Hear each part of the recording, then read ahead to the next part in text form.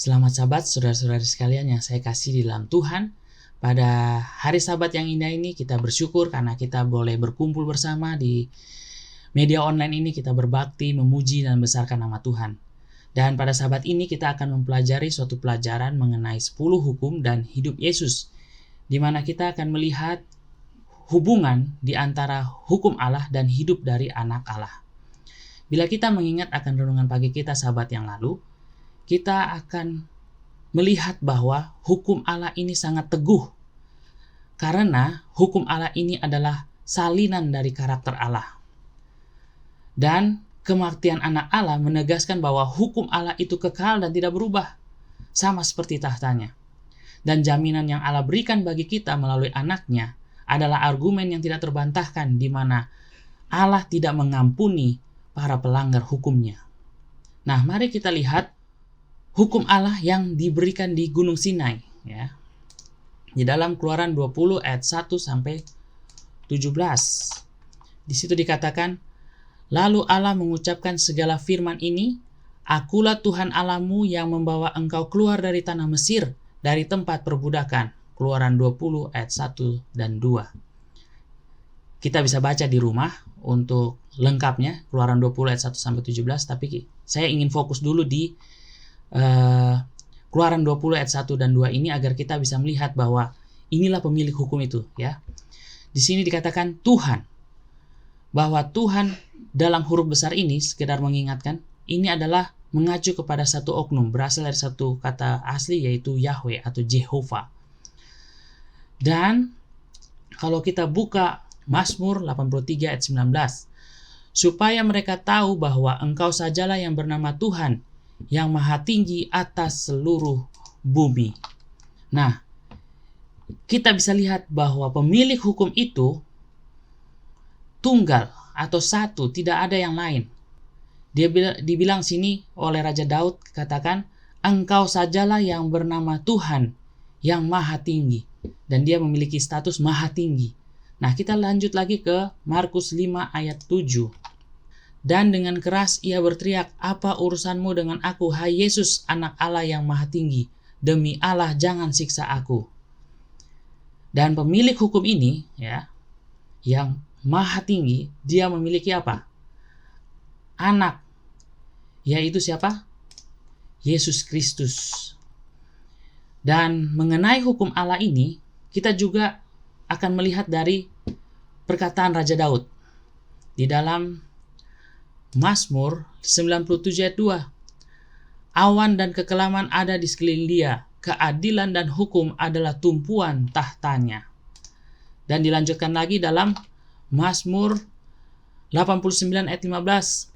Keadilan dan hukum adalah tumpuan tahtamu, kasih dan kesetiaan berjalan di depanmu. Kita lihat di sini, hukum Allah adalah tumpuan tahtanya. Karena hukum adalah tumpuan tahta Allah, maka jelas bahwa hukum tidak dapat berubah. Dan juga perhatikannya di ayat ini dijelaskan kasih dan kesetiaan berjalan di depanmu. Jadi Allah itu adalah apa? Kasih juga. Dan karena hukum Allah adalah tumpuan tahta Allah, tidak heran saudara-saudara, setan berusaha untuk menghancurkan hukum ini. Mari kita lihat usahanya. Di dalam Yesaya 14 ayat 13. Engkau yang tadinya berkata dalam hatimu, aku hendak naik ke langit, aku hendak mendirikan tahtaku mengatasi bintang-bintang Allah, dan aku hendak duduk di atas bukit pertemuan jauh di sebelah utara.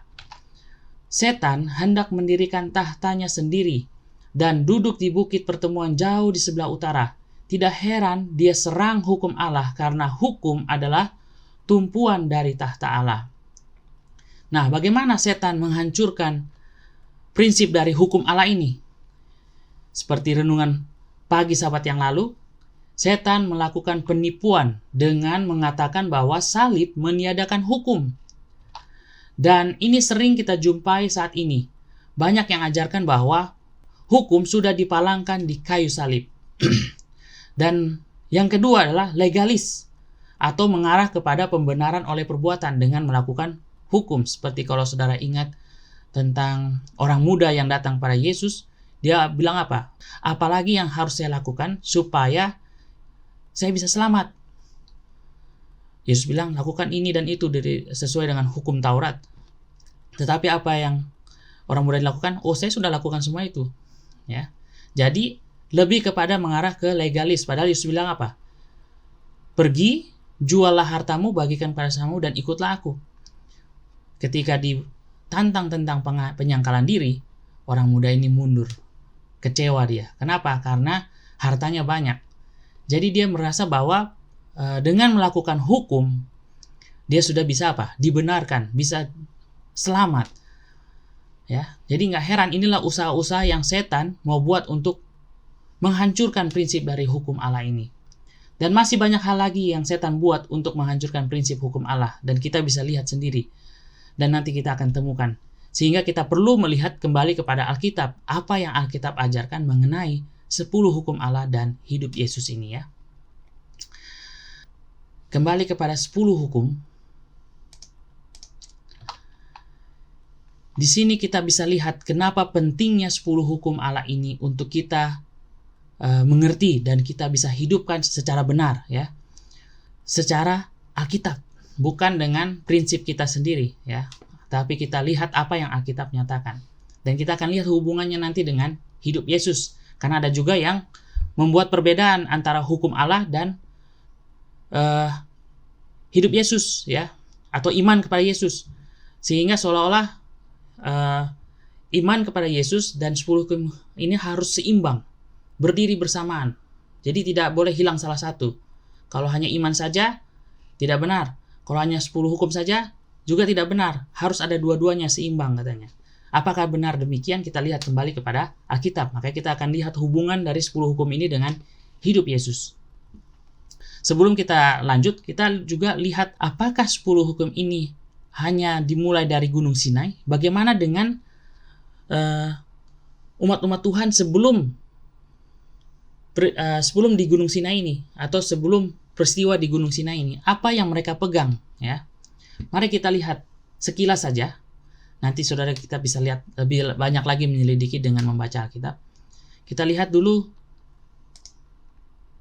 Kejadian 39 ayat 8 dan 9. Di situ dikatakan, tetapi Yusuf menolak dan berkata kepada istri tuannya itu, dengan bantuanku tuanku tidak lagi mengatur apa yang ada di rumah ini.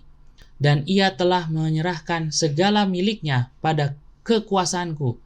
Bahkan di rumah ini ia tidak lebih besar kuasanya daripadaku, dan tiada yang tidak diserahkannya kepadaku selain daripada engkau, sebab engkau istrinya. Bagaimanakah mungkin aku melakukan kejahatan yang besar ini dan perbuatan dosa terhadap Allah?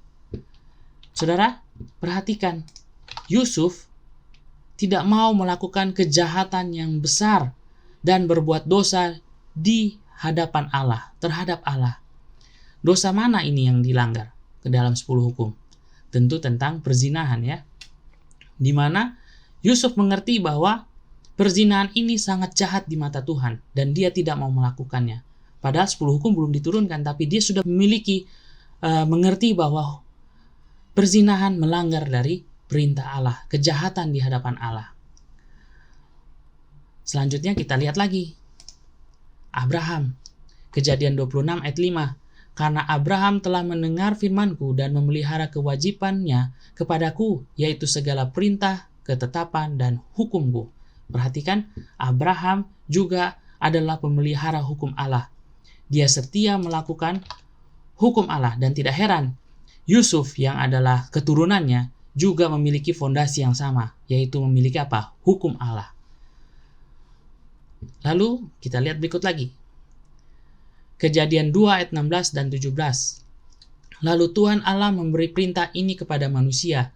Semua pohon tanaman ini boleh kau makan buahnya dengan bebas. Tetapi pohon pengetahuan tentang yang baik dan yang jahat itu, janganlah kau makan buahnya. Sebab pada hari engkau memakannya, pastilah engkau mati.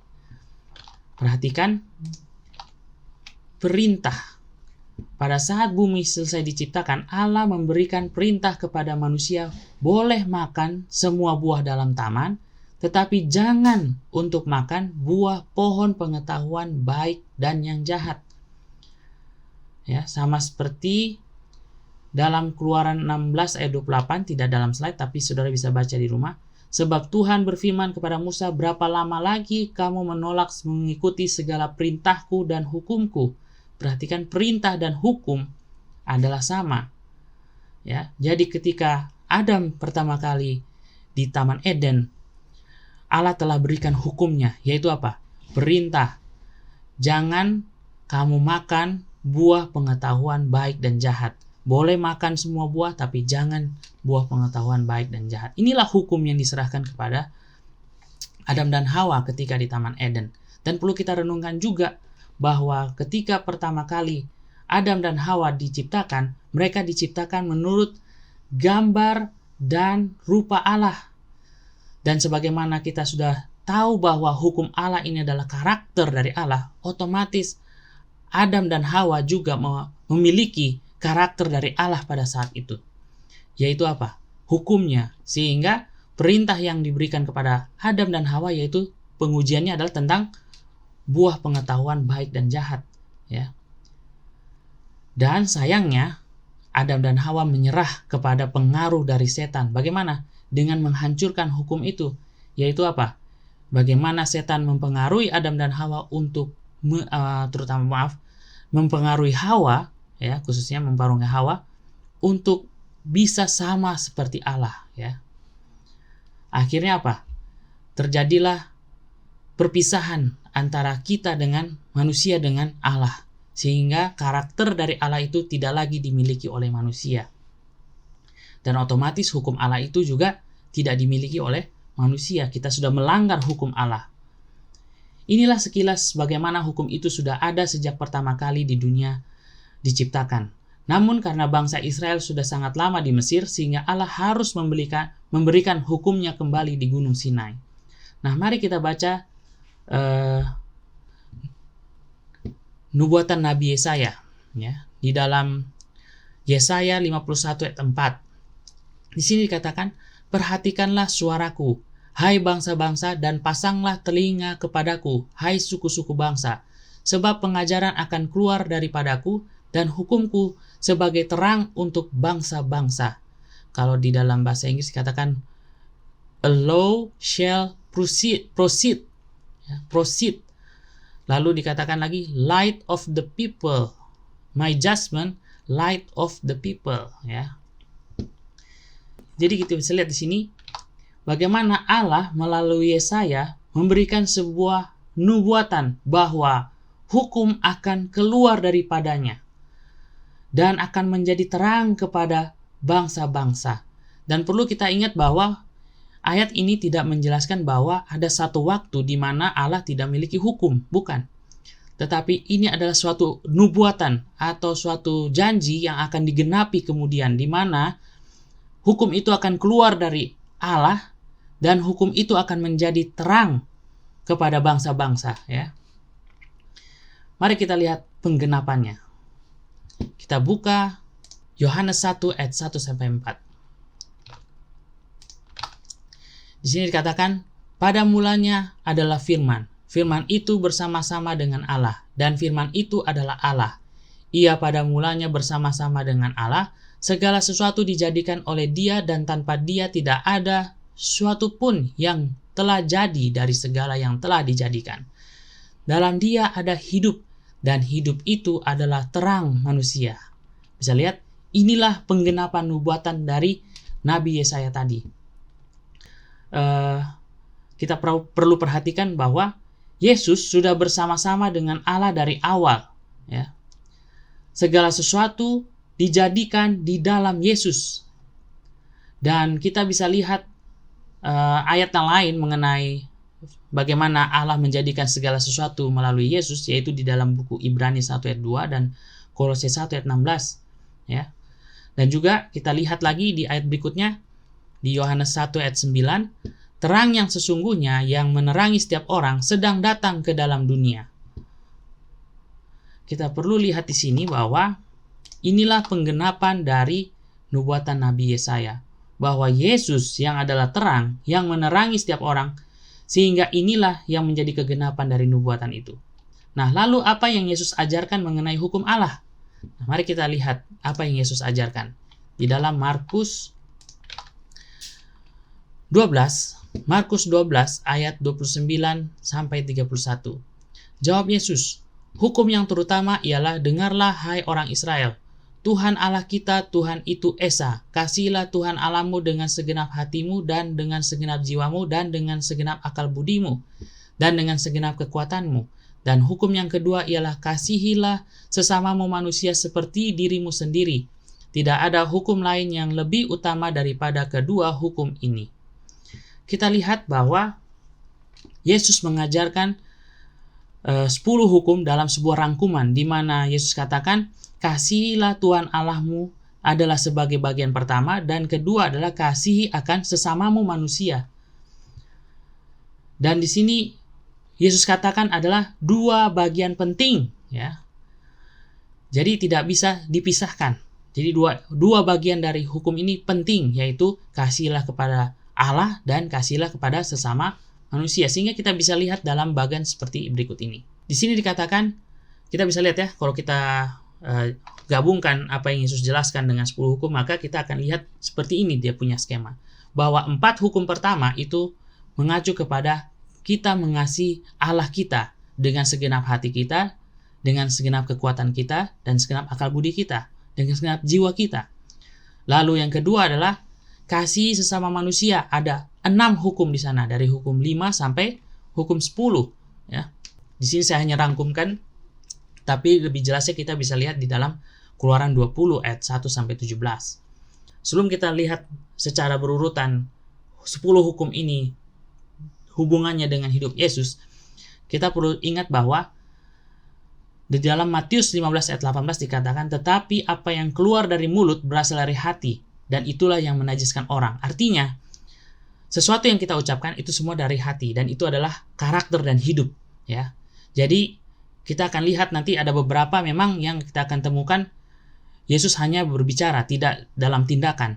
Tapi kita perlu ingat bahwa apa yang keluar dari mulut berasal dari hati. Jadi Yesus membicarakannya adalah itu bagian dari hidupnya, karena itu adalah karakternya. Ya, kita lanjut. Pertama adalah, jangan ada padamu Allah lain di hadapanku. Kita lihat bagaimana hidup Yesus. Di dalam Yohanes 20 ayat 17 dikatakan, kata Yesus kepadanya, janganlah engkau memegang aku, sebab aku belum pergi kepada Bapa, tetapi pergilah kepada saudara-saudaraku dan katakanlah kepada mereka bahwa sekarang aku akan pergi kepada Bapakku dan Bapamu, kepada Allahku dan Allahmu. Lalu di dalam Yohanes 17 ayat 3, inilah hidup yang kekal itu, yaitu bahwa mereka mengenal engkau satu-satunya Allah yang benar, dan mengenal Yesus Kristus yang telah engkau utus. Wahyu 3 ayat 12, setelah Yesus naik di surga, ketika dia memberikan ilham kepada Yohanes, Yesus sendiri masih mengatakan demikian. Barang siapa menang, ia akan kujadikan soko guru di dalam bait suci Allahku, dan ia tidak akan keluar lagi dari situ, dan padanya akan kutuliskan nama Allahku, nama kota Allahku, yaitu Yerusalem baru, yang turun dari surga dari Allahku, dan namaku yang baru. Wahyu 3 ayat 12. Bisa kita lihat ya, bagaimana Yesus tidak memiliki Allah yang lain. Dia hanya menyembah kepada Allah Bapa, yaitu Bapanya. Ya. Lalu kita lihat lagi berikut. Jangan membuat bagimu patung yang menyerupai apapun. Yohanes 4 ayat 21 dan 22, kata Yesus kepadanya, percayalah kepadaku, hai perempuan, saatnya akan tiba bahwa kamu akan menyembah Bapa bukan di gunung ini, dan bukan juga di Yerusalem. Kamu menyembah apa yang tidak kamu kenal, kami menyembah apa yang kami kenal, sebab keselamatan datang dari bangsa Yahudi. Lalu Yohanes 8 ayat 49 sampai 50. Jawab Yesus, aku tidak kerasukan setan, tetapi aku menghormati Bapakku, dan kamu tidak menghormati aku, tetapi aku tidak mencari hormat bagiku. Ada satu yang mencarinya, dan dia juga yang menghakimi. Bisa kita lihat ya bagaimana Yesus sendiri tidak membuat baginya Allah lain, yaitu dengan cara mengatakan bahwa dirinya harus sembah. Tidak. Bahkan dia mengatakan menghormati Bapa, ya. Dia juga mengatakan menyembah kepada Allah yang kami kenal, ya. Dia tidak mengenal kepada sesuatu yang tidak dikenal. Jadi kita bisa lihat di sini katakan kami ya. Kalau kita lihat sini, kami menyembah apa yang kami kenal. Artinya Yesus pun termasuk di dalamnya. Dia tidak bilang mereka, ya. Kami menyembah apa yang kami kenal. Selanjutnya, jangan menyebut nama Tuhan dengan sembarangan. Apa yang Yesus lakukan? Yesus lakukan dalam buku Markus 12 ayat 29 berkata, jawab Yesus, hukum yang terutama ialah, dengar hai orang Israel, Tuhan itu Allah kita, Tuhan itu Esa. Ini adalah ayat yang Yesus kutip dari Ulangan 6 ayat 4, di mana bunyinya sama. Dengarlah hai orang Israel, Tuhan itu Allah kita, Tuhan itu Esa. Perhatikan, Tuhan dalam sini adalah Yahweh atau Allah Bapa, Jehovah. Dan Yesus menyebutkan namanya hanya sekali, hanya dalam peristiwa ini. Yang selanjutnya kalau kita lihat dalam perjalanan hidup Yesus di buku Matius, Markus, Lukas, Yohanes, dia selalu menyebut dengan istilah Bapa atau Allah, Allahku, ya. Tapi di sini ketika ditanya oleh ahli Taurat atau ahli Farisi kepada Yesus, Yesus menegaskan bahwa hanya ada satu Allah, yaitu siapa? Tuhan. Disinilah dia menggunakan nama Allah, tapi tidak dengan sembarangan. Bagaimana Yesus menghidupkan suatu kehidupan yang sejalan dengan hukum, ya. Tidak bertentangan, karena dia adalah hukum itu. Kita lanjut. Ingat dan kuduskanlah hari Sabat. Lukas 4 ayat 16. Ia datang ke Nazaret, tempat ia dibesarkan, dan menurut kebiasaannya pada hari Sabat, ia masuk ke rumah ibadat lalu berdiri hendak membaca Alkitab. Di Lukas 4 ayat 31, kemudian Yesus pergi ke Kapernaum, sebuah kota di Galilea, lalu mengajar di situ pada hari-hari Sabat. Markus 1 ayat 21, mereka tiba di Kapernaum setelah hari Sabat mulai, Yesus segera masuk ke dalam rumah ibadat dan mengajar. Dan Lukas 23 ayat 55 sampai 56, dan perempuan-perempuan yang datang bersama-sama dengan Yesus dari Galilea ikut serta dan mereka melihat kubur itu dan bagaimana mayatnya dibaringkan. Dan setelah pulang mereka menyediakan rempah-rempah dan minyak mur, dan pada hari Sabat mereka beristirahat menurut hukum Taurat. Kita bisa lihat mulai Yesus kecil sampai Yesus meninggal atau mati, dia tetap menguduskan hari Sabat. Sesuai dengan kebiasaannya, dia selalu datang ke tempat ibadat, mengajar di rumah-rumah ibadat, dan banyak catatan dia lebih suka menyembuhkan pada hari Sabat.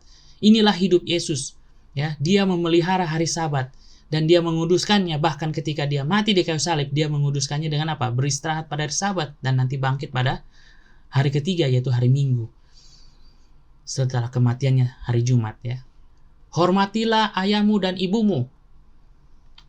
Apa yang Yesus hidupkan? Yohanes 2 ayat 4 sampai 7. Kata Yesus kepadanya, mau apakah engkau daripadaku, ibu? Saatku belum tiba. Tetapi ibu Yesus berkata kepada pelayan-pelayan, apa yang dikatakan kepadamu, buatlah itu. Di situ ada 6 tempayan yang disediakan untuk pembasuhan menurut adat orang Yahudi. Masing-masing isinya 2-3 buyung. Yesus berkata kepada pelayan-pelayan itu, isilah tempayan-tempayan itu penuh dengan air, dan mereka pun mengisinya sampai penuh. Kita tahu kelanjutan ceritanya, tapi kita lihat dalam peristiwa ini bagaimana Yesus, dia menghormati ibunya. Walaupun dia katakan waktunya belum tiba, tapi dia tetap lakukan apa yang ibunya sudah perintahkan, yaitu lakukan sesuatu. Anggur sudah habis pada pesta pada waktu di Kana itu. Nah, lanjut lagi dalam Yohanes 19 ayat 26 sampai 27.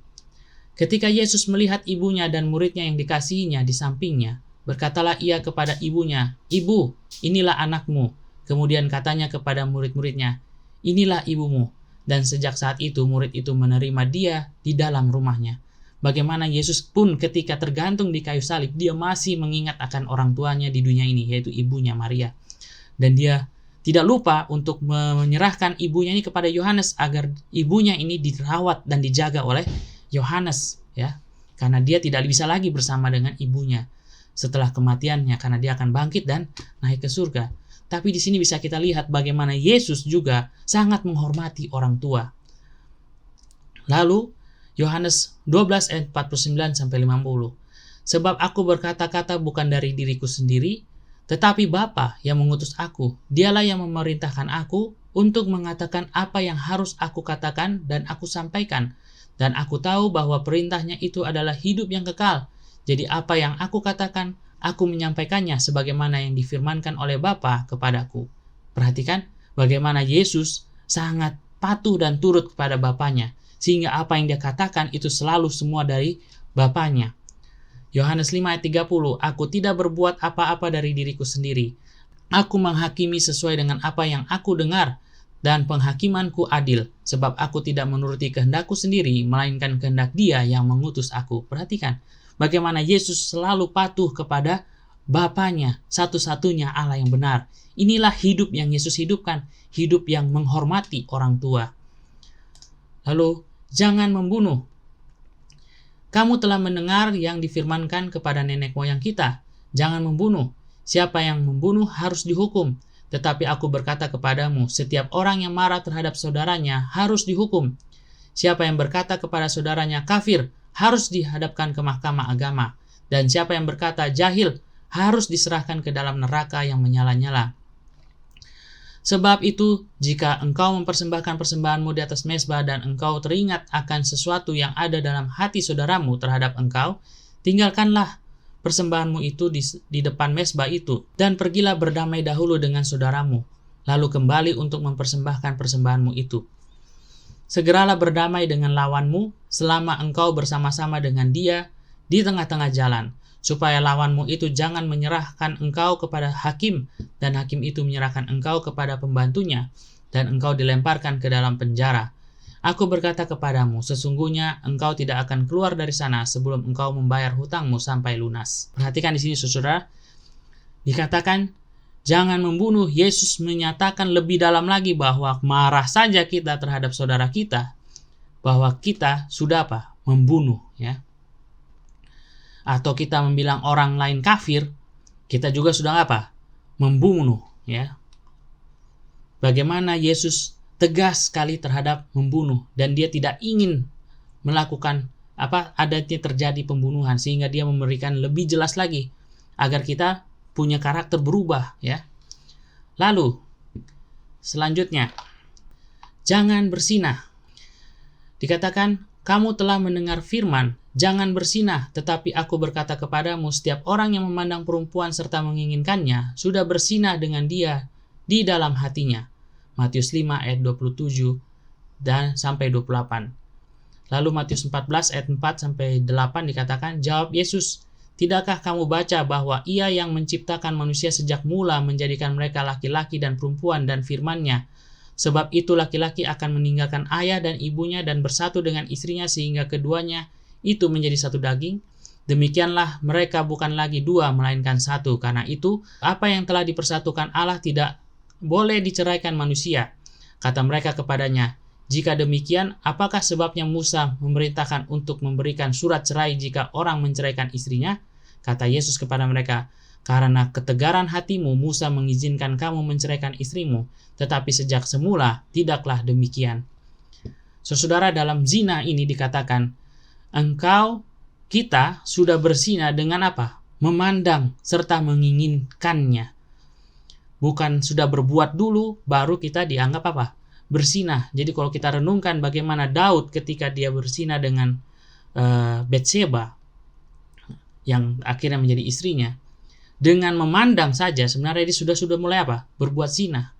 Jadi kita pun hal sama di saat kita memiliki hasrat yang sama kepada perempuan, di saat kita melihatnya dan kita menginginkannya, kita sudah apa? Berbuat zina. Dan ini saya masukkan dalam perceraian ini karena perceraian ini berhubungan erat dengan zina. Karena di sini dikatakan, perhatikan di baik-baik di sini, karena ketegaran hatimu Musa mengizinkan kamu menceraikan istrimu, tetapi sejak semula tidak demikian. Artinya sebelum peristiwa di Sinai atau Musa bersama bangsa Israel, tidak ada yang namanya perceraian. Tuhan tidak inginkan adanya perceraian karena apa yang sudah disatukan oleh Allah di sini katakan tidak boleh diceraikan manusia. Tetapi karena tegar hati, ya, karena ketegaran hati akhirnya Musa mengizinkan. Ini bukan Allah, Musa yang mengizinkan untuk apa? Menceraikan istrinya. Tetapi kita perlu ingat dan kita perlu renungkan, ini yang menjadi kita punya pelajaran dalam hidup kita, bahwa kita tidak boleh mendukung perceraian. Ketika kita mendukung perceraian, kita perlu ingat bahwa kita sedang menentang Allah yang Maha Tinggi. Bahwa manusia tidak bisa menceraikan apa yang disatukan oleh Allah. Dan sejak semula tidak ada, Yesus katakan, tidak ada perceraian, ya. Hanya karena ketegaran hati kita. Inilah yang harus kita renungkan. Dan kalau kita lihat bahwa dengan kita menyembah Allah lain, kita juga sedang apa? Melakukan perzinahan ini, ya. Makanya ini menjadi tantangan kita semua. Kita perlu komitmen agar kita tidak apa? Jatuh ke dalam zina. Kita lanjut. Jangan mencuri. Di sini dikatakan dengan pesan di dalam Markus 11 ayat 2-3, dengan pesan, pergilah ke kampung yang di depanmu itu. Pada waktu kamu masuk di situ, kamu akan menemukan seekor keledai muda tertambat yang belum pernah ditunggangi orang. Lepaskanlah keledai itu dan bawalah kemari. Dan jika ada orang yang mengatakan kepadamu, mengapa kamu lakukan itu? Jawablah, Tuhan memerlukannya, ia akan segera mengembalikannya ke sini. Inilah yang Yesus hidupkan. Dia tidak ingin melakukan hal yang bertentangan dengan hukum. Dia melakukan hal yang mulia dengan jujur, ya. Dia katakan bahwa ia akan apa? Segera mengembalikan keledai tersebut kepada tuannya. Karena apa? Tuhan memerlukan, dan sesuai nubuatan ini harus apa? Digenapi, dan orang itu mengizinkan murid-murid membawa keledainya untuk apa? Yesus bisa tunggangi. Lalu Matius 22 ayat 21, jawab mereka, gambar dan tulisan kaisar. Lalu kata Yesus kepada mereka, berikanlah kepada kaisar apa yang wajib kamu berikan kepada kaisar, dan kepada Allah apa yang wajib kamu berikan kepada Allah. Di sini juga adalah prinsip kejujuran, di mana tidak ada kecurangan di sini. Apa yang menjadi bagian kaisar harus diserahkan kepada kaisar. Apa yang menjadi bagian Allah kita harus serahkan kepada Allah. Tidak boleh kita apa? Mencari manfaat antara salah satu, ya. Kita lanjut lagi. Jangan mengucapkan saksi dusta. Matius 22 ayat 16. Ini hidup Yesus. Mereka menyuruh murid-murid bersama-sama orang Herodian bertanya kepadanya, Guru, kami tahu engkau adalah seorang yang jujur dan dengan jujur mengajarkan jalan Allah, dan engkau tidak takut kepada siapapun juga, sebab engkau tidak mencari muka. Perhatikan, mereka semua mengakui Yesus adalah apa? Seorang yang jujur, dan dengan jujur mengajarkan apa? Jalan Allah. Jadi, Yesus jauh dari sekali apa? Saksi dusta. Dia tidak pernah melakukan yang namanya dusta. Lalu Mazmur 119 ayat 128. Itulah sebabnya aku hidup jujur sesuai dengan segala titahmu. Segala jalan dusta aku benci. Inilah hidup Yesus. Kalau saudara nanti baca buku Mazmur, itu adalah bagian dari hidup Yesus di dunia ini. Ketika dia di dunia ini, dia memiliki suatu kehidupan yang jujur. Ya. Kita lanjut. Jangan mengingini. Di sini Yesus hidupkan di dalam Matius 8 ayat 20, ya. Yesus berkata kepadanya, serigala mempunyai liang dan burung mempunyai sarang, tetapi anak manusia tidak mempunyai tempat untuk meletakkan kepalanya. Apalagi yang Yesus ingini, sedangkan tempat meletakkan kepala saja dia tidak punya. Artinya Yesus jauh dari hal apa? Mengingini. Inilah hidup Yesus. Dia tidak mengingini akan hal-hal yang ada di dunia ini. Ya. Dia tidak punya apa-apa. Bahkan dalam nubuatan Nabi Yesaya 53 ayat 2-3 katakan, sebagai taruk ia tumbuh di hadapan Tuhan dan sebagai tunas dari tanah kering. Ia tidak tampan dan semaraknya pun tidak ada sehingga kita memandang dia, dan rupa pun tidak sehingga kita menginginkannya. Ia dihina dan dihindari orang. Seorang yang penuh kesengsaraan dan yang biasa menderita kesakitan. Ia sangat dihina sehingga orang menutup mukanya terhadap dia, dan bagi kita pun dia tidak masuk hitungan. Luar biasa, ya. Inilah Yesus. Dia hidupnya jauh dari apa? Hal menginginkan. Mengingini. Jadi kita bisa lihat bagaimana inilah hidup Yesus yang mana tidak bertentangan sama sekali dengan hukum. Bahkan inilah hukum itu yang berjalan di tengah-tengah manusia, yang menerangi manusia, yang menjadi terang bagi kita, ya. Kita lanjut. Galatia 4 ayat 6. Dan karena kamu adalah anak, maka Allah telah menyuruh roh anaknya ke dalam hati kita yang berseru, ya Aba, ya Bapa. Inilah penggenapannya. Bagaimana Yesus yang adalah hukum itu, yang telah datang ke dunia untuk menjadi terang bagi kita, di mana hukum itu hidup di dalam hati kita. Bagaimana caranya? Dengan kita terima roh anaknya. Jadi hidup Yesus dengan hukum itu adalah apa? Satu, tidak terpisahkan. Dan kita melakukan hukum yaitu dengan cara apa? Menerima hidup anak dalam hidup kita. Sehingga dalam hidup Yesuslah kita sedang apa? Melakukan hukum Allah itu dengan benar, ya. Dengan tidak salah lagi. Kita lihat Galatia 5 ayat 22 dan 23. Tetapi buah roh ialah kasih, sukacita, damai sejahtera, kesabaran, kemurahan, kebaikan, kesetiaan, kelemah lembutan, penguasaan diri. Tidak ada hukum yang menentang hal-hal itu. Inilah rangkuman dari seluruh hidup Yesus ketika di dunia ini. Dan di mana buah roh ini tidak bertentangan dengan hukum, ya. Artinya sejalan dengan hukum Allah. Jadi di dalam menghidupkan hukum Allah tidak akan ada beban dalam kita karena mungkin harus ini, harus itu, jangan ini, jangan itu, tidak. Tetapi itulah hidup kita, sehingga kita sudah tahu bahwa hidup ketika Yesus dalam diri kita, kita tahu bagaimana kita menjalankan hukum itu, ya, menghidupkannya hukum itu. Karena roh Yesus sudah ada di dalam hati kita. Dan dalam Kolose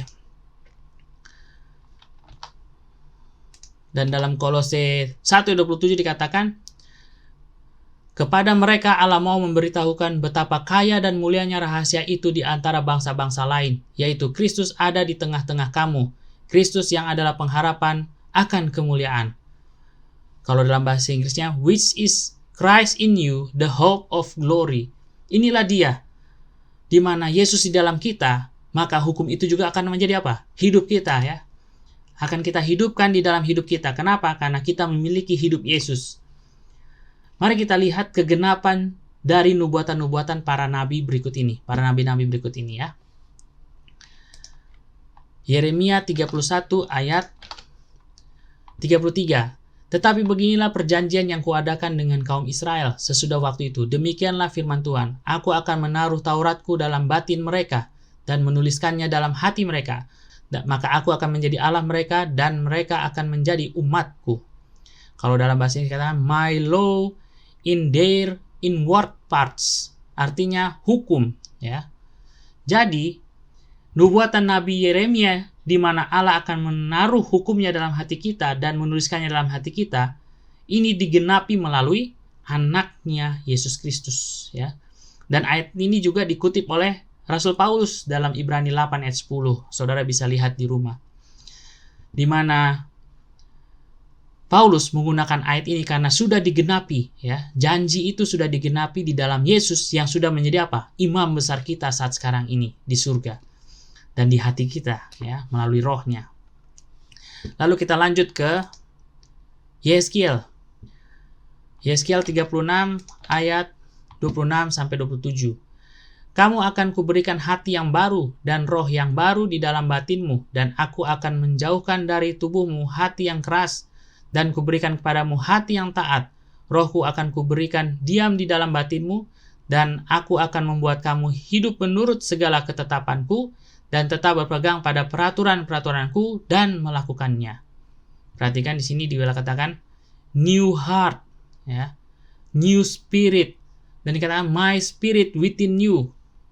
Rohku akan kuberikan diam di dalam batinmu, di dalam kita. Dan dikatakan kita akan memiliki hukum itu dengan apa? Dengan hadirnya roh Allah dalam hidup kita. Bagaimana ini digenapi? Melalui anaknya Yesus Kristus, di mana roh anak yang diutus oleh Allah ke dalam hati kita di dalam Galatia 6 ayat 4 tadi, itu adalah bagian dari Bapa di dalam hidup kita. Kita sudah pelajari juga, kita bisa lihat nanti di channel Yohanes 17:3 di mana kita lihat pelajaran-pelajaran mengenai bagaimana Yesus tinggal di dalam hati kita, bagaimana Allah Bapa juga tinggal di dalam hati kita. Itu melalui apa? Melalui anak Yesus Kristus. Bapa di dalam anak, anak di dalam apa? Kita. Kita di dalam anak dan kita di dalam Bapa. Kita lanjut lagi. Di dalam 2 Korintus 3 ayat 3 dikatakan, karena telah nyata bahwa kamu adalah surat Kristus yang ditulis oleh pelayanan kami, ditulis bukan dengan tinta tetapi dengan roh dari Allah yang hidup, bukan pada loh-loh batu, melainkan pada loh-loh daging, yaitu di dalam hati manusia. Jadi, hukum itu sudah ditaruh di dalam hati kita, dan kita hidup melalui penyerahan kita di dalam tuntunan Roh Kristus yang rindu berkuasa di dalam hati kita. Kita ingat dalam Wahyu 3 ayat 20 dikatakan, "Lihatlah aku berdiri di muka pintu dan mengetok, jikalau ada orang yang mendengar suaraku dan membukakan pintu, aku akan masuk mendapatkannya dan aku makan bersama-sama dengan dia dan ia bersama-sama dengan aku." Yesus rindu hadir di hati kita dan dia selalu mengetok pintu hati kita. Sehingga dia bisa masuk, sehingga hukum itu menjadi bagian dalam hidup kita, di mana itu adalah surat Kristus yang dituliskan atau diukir di dalam hati manusia. Inilah hubungannya antara hukum Allah dengan anaknya Yesus Kristus. Tidak dipisahkan ya, tidak perlu seimbang, karena memang dia satu, tidak terpisah. Lalu dalam Roma 3 ayat 31, "Jika demikian, adakah kami membatalkan hukum Taurat karena iman? Sama sekali tidak. Sebaliknya kami meneguhkannya." Jadi iman di dalam Yesus tidak pernah sama sekali menyangkal atau meniadakan hukum Allah atau Taurat, melainkan malah meneguhkannya. Kenapa? Karena ketika kita memiliki iman di dalam Yesus, maka Roh itu hadir dalam hidup kita, dan hukum itu otomatis menjadi hidup kita juga, dan kita akan melakukannya dengan sukacita tanpa beban. Tidak heran kalau kita masih melakukannya karena pembenaran perbuatan. Kita melakukan hukum itu susah sekali. Kadang-kadang kita gagal di sini, gagal di sana. Kadang-kadang kita jadi begini, jadi begitu, macam-macam. Tetapi kalau kita memiliki Yesus, itu akan menjadi hidup kita, dan kita tidak akan pernah lagi melakukan hal-hal yang melanggar hukum Allah, karena hukum itu akan menjadi hidup kita. Kita sejalan dengan hukum itu. Kita lanjut. Ini ayat terakhir kita. "Takut akan Tuhan itu suci, tetap ada untuk selama-lamanya. Hukum-hukum Tuhan itu benar, adil semuanya." Mazmur 19 ayat 10. Inilah menjadi sukacita kita. Sebagai warga kerajaan surga, kita memiliki hukum yang adil. Yaitu siapa? Hukum dari Allah. Sebagaimana itulah karakter Allah. Makanya sebagai warga kerajaan Allah, kita wajib menghidupkan kehidupan hukum. Di mana? Di dalam Yesus. Agar kita menjadi warga kerajaan surga, dipersiapkan bagi kedatangan Tuhan yang kedua kali. Karena pada saat Yesus datang, tidak ada perubahan karakter. Karakter kita harus dibentuk mulai sekarang ini. Sehingga kita perlu mulai bertumbuh di dalam Yesus. Agar hidup sesuai dengan hukum itu menjadi bagian kita. Yaitu dengan menerima Yesus di dalam hati kita. Yesuslah hukum yang diserahkan, yang Bapa berikan kepada kita untuk hadir di tengah kita, menjadi terang bagi kita. Sehingga hukum itu menerangi hidup kita. Yaitu siapa? Hidup Yesus di dalam hidup kita. Kiranya Tuhan Yesus memberkati kita. Saya bawa dalam nama Yesus. Amin. Kita berdoa. Ya Allah Bapa kami yang berada dalam kerajaan surga, Allah yang kekal, Allah yang penuh kasih, sumber segala sesuatu yang kami datang dan sembah melalui satu jalan, Yesus Kristus, Anak-Mu yang hidup, yang adalah Tuhan dan Juru Selamat kami.